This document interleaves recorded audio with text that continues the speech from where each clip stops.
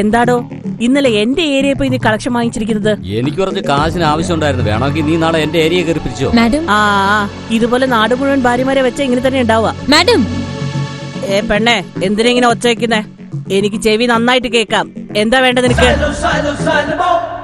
എന്താ നിന്റെ കാമുകം പറ്റിച്ചോണ്ട് പോയോ അതോ വല്ലവന്മാരും കയറി നിന്നെ പീഡിപ്പിച്ചോ? ഇങ്ങനെ വൃത്തികെട്ട ഡ്രസ്സൊക്കെ ഇട്ട് നടന്നാ പീഡിപ്പിക്കാതെ പിന്നെ വേറെന്താ ചെയ്യാ?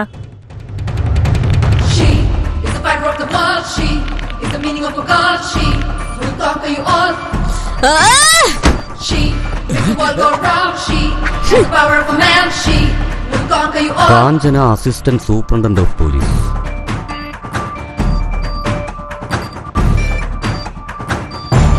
നിങ്ങളൊക്കെ പോലീസാണോ അതോ ഗുണ്ടകളാണോ?